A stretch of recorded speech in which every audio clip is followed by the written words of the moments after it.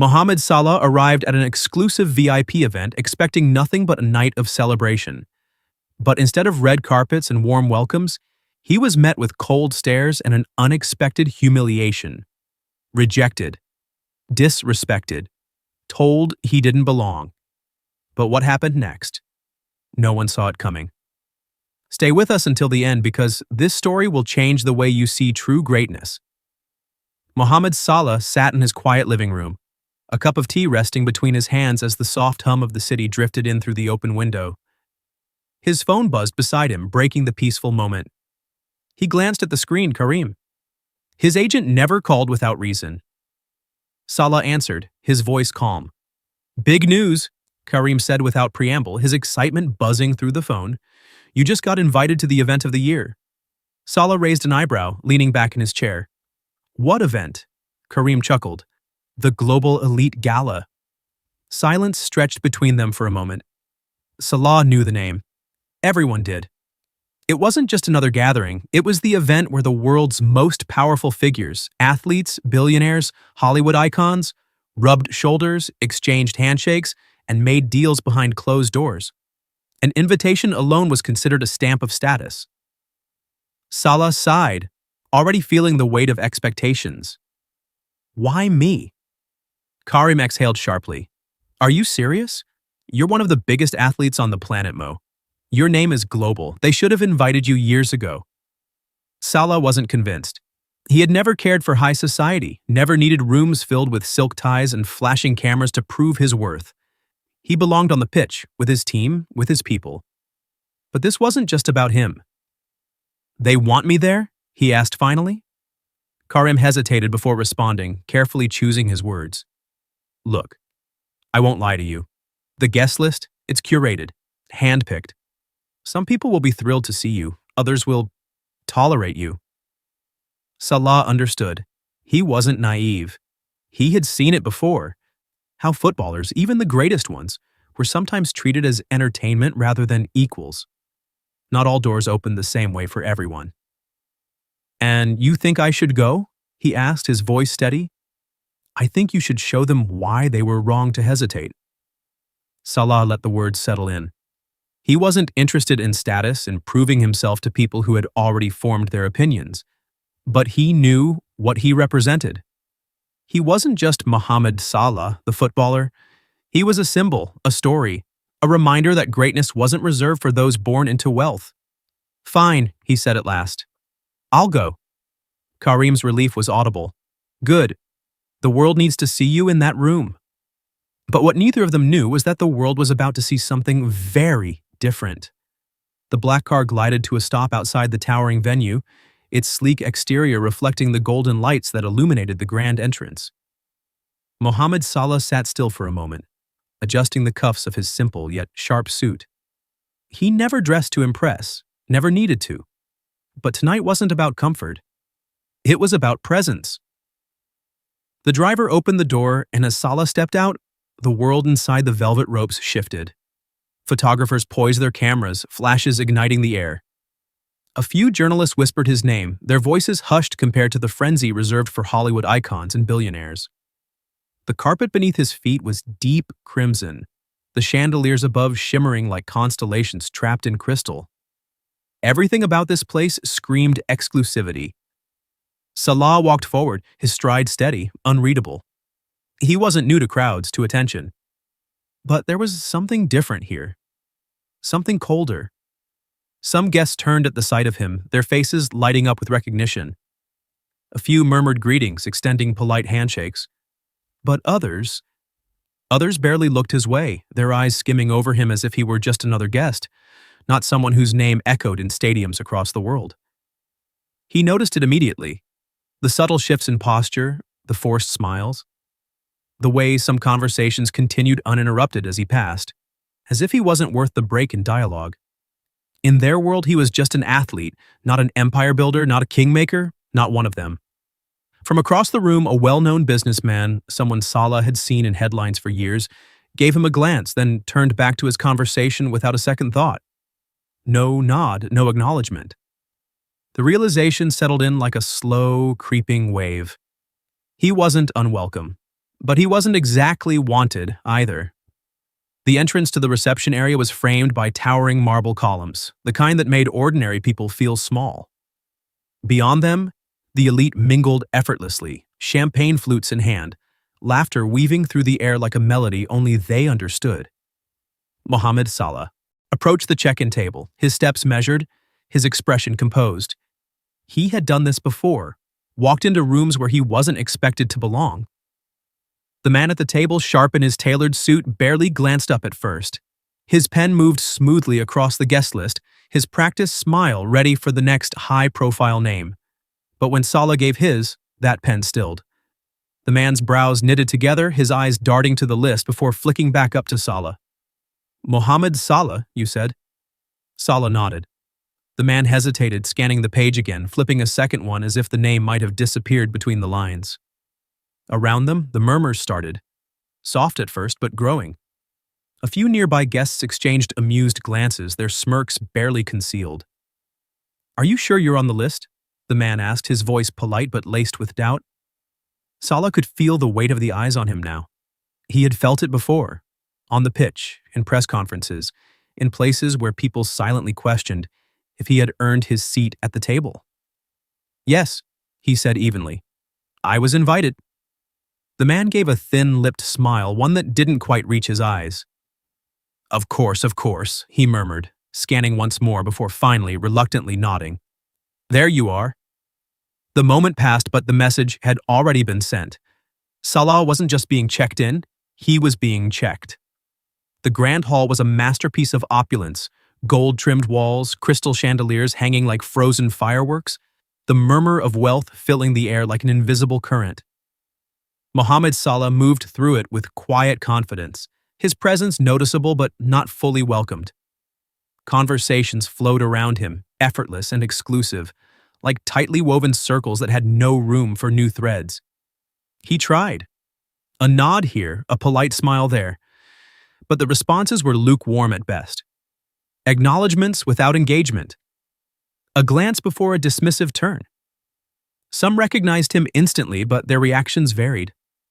A few celebrities nodded in recognition, offering brief pleasantries before drifting back to their own. Others, the ones who measured influence by boardrooms rather than stadiums, barely looked at him. It was a different kind of silence than what he was used to. On the pitch, silence came from anticipation, from millions holding their breath before an explosion of triumph. Here, it was something else entirely. It was exclusion. He caught the tail end of a conversation between two businessmen near the champagne bar. "Footballers," one of them scoffed, swirling his drink lazily. "They come and go. One season they're on top, the next they're forgotten. But real power?" He smirked, tilting his glass toward his companion. "That stays." A small ripple of laughter followed. Not loud, just enough. Enough for Salah to hear it. Enough for him to understand exactly where he stood in their world. He didn't react. He never did. Instead, he glanced around the room, at the wealth, the influence, the carefully orchestrated exclusivity. And for the first time that night, he realized something. He wasn't here to be accepted. He was here to make a statement. The atmosphere inside the venue had shifted. Conversations carried on, champagne flowed, and the night moved forward as if nothing had happened. But something had. Something small, something subtle, yet loud enough for Salah to hear. Loud enough for everyone around him to notice. He had just started making his way toward the main hall, the heart of the event where the most influential figures gathered. He was barely a few steps away when a firm hand extended in front of him. A security official, tall, broad, dressed in a black suit with an earpiece tucked behind his ear, stood blocking his path. "I'm sorry, sir," the man said, his tone professional but unwavering. "There's been a mistake. This section is for VIP guests only." Salah blinked, his expression unreadable. He glanced past the official, where clusters of billionaires, tech giants, and Hollywood royalty stood in effortless conversation. "I was invited," he said calmly. The security official hesitated, but only for a second. He had done this before. He had turned away people who didn't fit the unwritten mold. "I understand," he replied, voice still polite. "But this area is for, well, the higher-profile guests." The words carried weight heavier than the chandeliers hanging above them. Higher profile, a distinction meant to separate, a polite way of saying, not you. Nearby, the shift was instant. Guests turned their heads, some subtly, others openly. The whispers followed, low but sharp. A few exchanged glances, the kind laced with amusement. Some shook their heads as if they had seen this coming. Others simply watched, waiting to see how he would react. For a brief second, the room seemed to hold its breath. But Salah? He didn't flinch. He didn't argue, didn't demand explanations or pull out his phone to show proof of his invitation. He had played enough matches in hostile stadiums to know when a battle wasn't worth fighting. He let out a quiet breath, nodded once, and stepped back. "No problem," he said simply. Then he turned away. And just like that, the whispers grew louder. The murmurs trailed behind him, clinging to the air like the last echoes of a stadium after a final whistle. Mohamed Salah walked away from the velvet rope exclusivity without a second glance. He could have left, could have stepped outside, called for his car, and disappeared into the night. But something caught his eye, a door slightly ajar at the far end of the room. Unlike the grand entrance, this one wasn't polished or guarded. No chandeliers, no gold accents, just a plain exit sign above it. Without hesitation, he pushed it open. The air outside was cooler, quieter, a stark contrast to the artificial warmth of the main hall. The door had led him to the staff area, a space hidden from the guests, where caterers in crisp uniforms hurried back and forth, balancing trays of delicate hors d'oeuvres. Waiters wiped down glasses, chefs shouted orders. Security guards leaned against the walls, taking a rare moment to breathe. For a moment, the movement slowed. Heads turned, eyes widened. This wasn't where the stars went. A young waiter, no older than 20, nearly fumbled the tray in his hands when he recognized the man standing before him. Mr. Salah?" His voice wavered with disbelief. "What are you doing here?" Salah shrugged, a small, easy smile on his lips. "Just talking to real people." The words hung in the air for a second before someone chuckled. Then another. The tension cracked, replaced with something lighter. The workers exchanged looks, some still hesitant, others beaming. The kind of reaction that didn't come from awe, but from recognition. Mohamed Salah didn't belong in the VIP section. But here, he fit right in. The clatter of plates and the distant hum of kitchen orders filled the air, but for the first time that night, the energy in the staff area had shifted. Mohamed Salah stood among them, not as a guest, not as a global icon, but as one of them. He leaned casually against a metal counter, a faint grin on his lips as he listened to the young waiter who had gathered the courage to speak. "And my manager always tells me to smile when I serve, but man, some of these people don't even look at you," the waiter said, shaking his head. Salah chuckled, shaking his own head. "I know the feeling." A few of the staff laughed, the kind of laughter that came when walls crumbled, when suddenly you weren't just talking to a legend, but to someone who understood. Someone who got it. Then, from the far side of the room, a tray nearly crashed to the floor. An older waiter, his uniform slightly worn, his hands rough from years of labor, stood frozen, his eyes locked on Salah.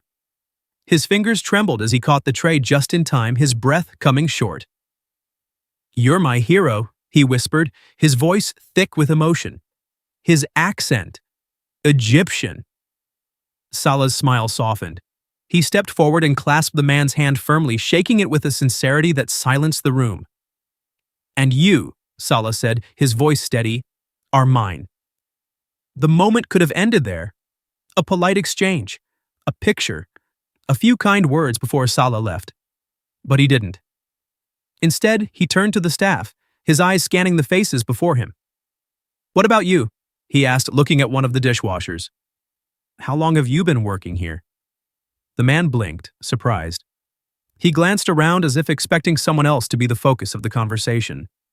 5 years, he said finally, trying to save up. My wife and I want to move somewhere better." Salah nodded. "Tough job?" The dishwasher let out a breathless laugh. "You have no idea." "Oh, I do," Salah said, picking up an empty tray. Before anyone could stop him, he slid it onto his arm the way he had seen the waiters do. The small crowd erupted in laughter and cheers. Word spread quickly. Staff from the back kitchen peeked out. Bartenders wandered over. Security guards who had been stationed outside the main hall abandoned their posts just to see if the rumors were true. Mohamed Salah wasn't inside, shaking hands with CEOs. He was out here carrying trays with the workers. And the people inside? They were starting to notice. Inside the grand hall, the air was different now. Conversations that once flowed smoothly began to stutter, eyes flickering toward the side doors where staff members had been quietly slipping out. The murmur of idle chatter softened as more people noticed the slow but steady movement happening around them. At first, it was just a curiosity, small enough to be ignored.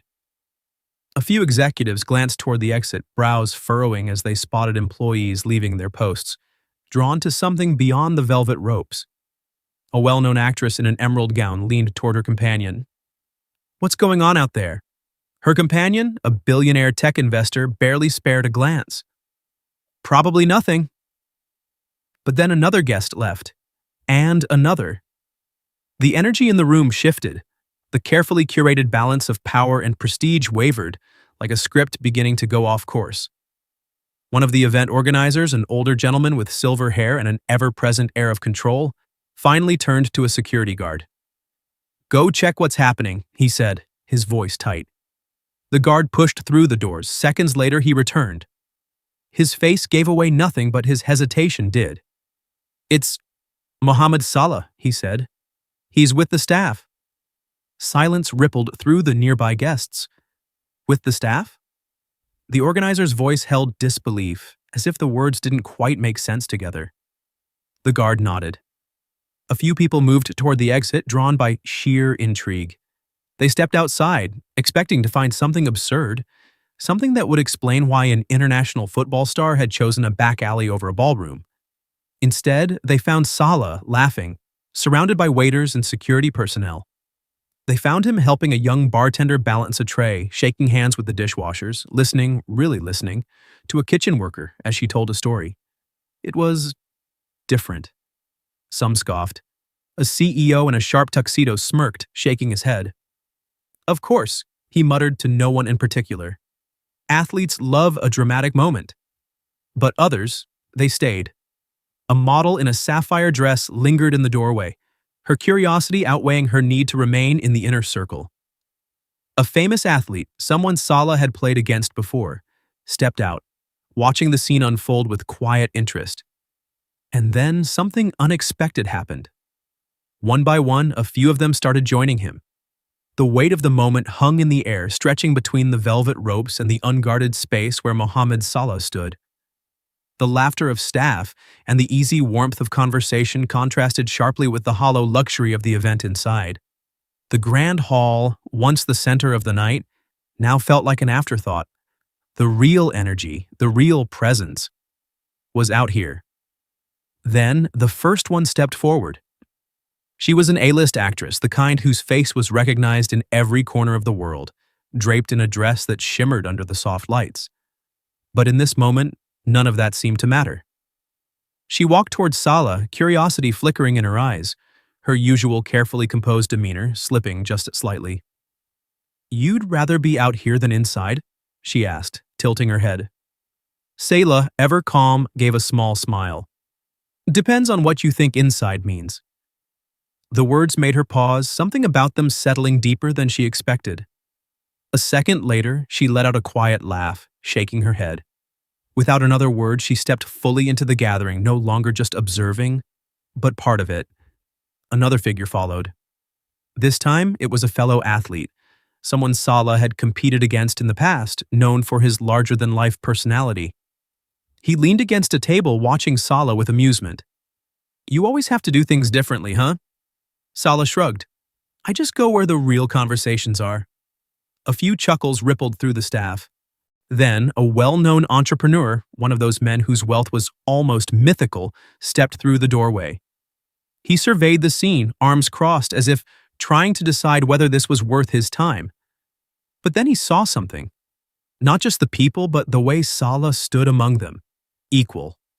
Unaffected. As if status meant nothing, and just like that he stayed. Inside, the realization hit. The crowd, the ones who had barely acknowledged Salah earlier, was thinning out. The event that was supposed to be the pinnacle of exclusivity was losing its pull. The true VIP moment wasn't in a grand ballroom, surrounded by money and ego. It was here, in a back corridor, where people weren't measured by wealth, but by something far greater.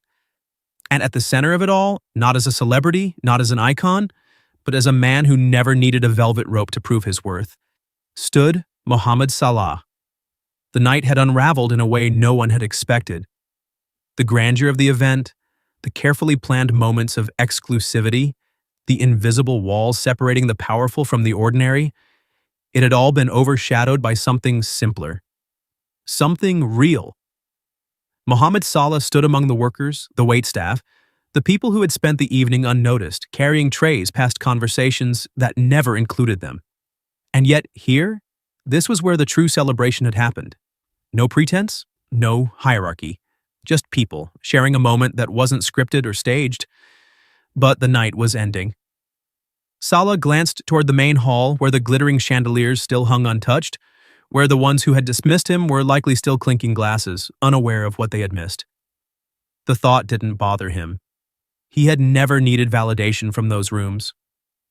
As he made his way toward the exit, he didn't turn toward the grand doors at the front of the venue where the flashing cameras waited, where luxury cars lined the pavement ready to take the elite to their next destination. Instead, he walked toward the back, the same door the staff used, the same door through which food deliveries arrived and exhausted workers slipped out after hours of service. People watched in stunned silence. Some guests, still lingering outside, whispered among themselves, unsure of what to make of it. A journalist who had wandered out in search of a headline-worthy moment quickly raised his phone to record. Salah reached the threshold, but before stepping out, he turned back. His voice was steady, quiet, but heavy with meaning. Respect isn't about titles. It's about character. The words lingered like a final note in a song that no one wanted to end. And then, without waiting for a response, he walked out. No cameras, no security detail. Just a man who had nothing to prove, leaving through the same door as the people who had been overlooked all night. By morning, the world had seen it. The footage had spread across social media faster than any carefully planned PR stunt. The headlines weren't about the exclusive guest list, the billion-dollar deals, or the designer dresses inside the venue. They were about him. Mohamed Salah leaves VIP event with the workers, a lesson in true greatness. Salah proves respect is earned, not given. He didn't need their approval, and that's why he stood out. The people who had dismissed him the night before, they were no longer the center of attention, because the real event, the one that mattered, had never been inside those walls.